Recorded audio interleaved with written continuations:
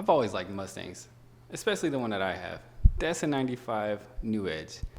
I remember walking to school and all my friends would think that the only car I knew was a Mustang because that's the only car I would point out when I saw it. Mustangs have a cult-like following that stretches back to the 60s. Why is that exactly? I'm not sure. Because if we're being honest here, they've never been really good. They've never been the fastest. They've never handled very good. I mean, they ran a solid axle all the way until 2015. That's unheard of. Besides the 99 to 2004 Cobras, these cars recently got like a pretty bad rep. You know, they're the crowd killers and all that stuff now.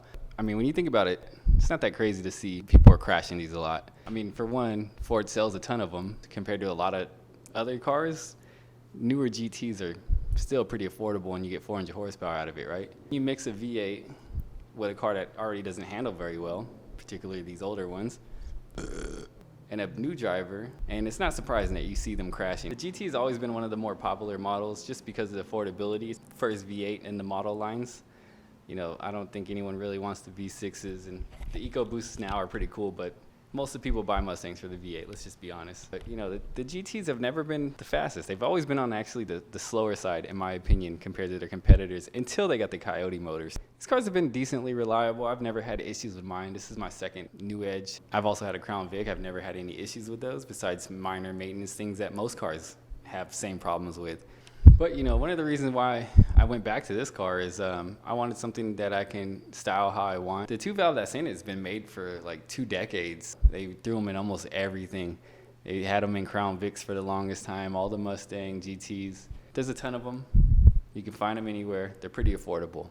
If you do blow it up, it's always nice to have the option to buy cheaper motors. And you know, one of the cool parts is body-wise, you can pick up a little Shell V6, you can swap almost everything over. That's always a plus, is that they sell so good and there's gonna be plenty of shells, headlights, fenders, whatever you're gonna need if you get really into driving it. You know, I've always called the Mustang the Civic of the muscle car world because there's a ton of aftermarket support for these cars. Like anything you can think of.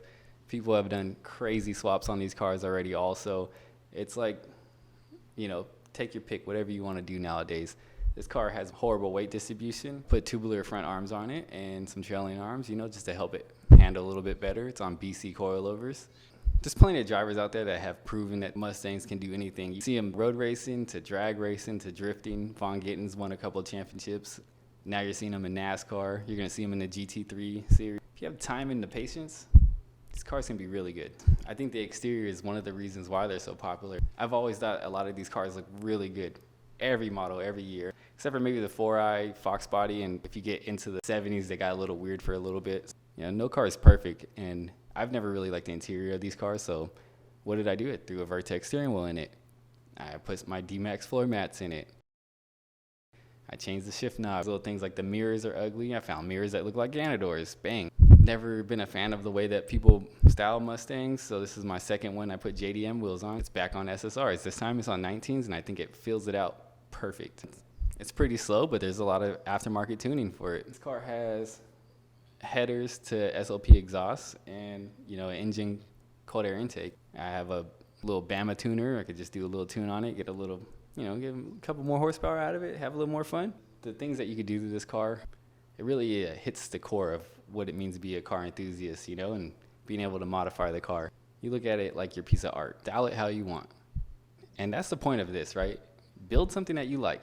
Buy what you like, build what you like. Don't do it for the internet. Don't do it for clout. Do things that you want to do because you want to do it. You want to build a Mustang? Go build a Mustang. My Mustang sucks, but I love my Mustang.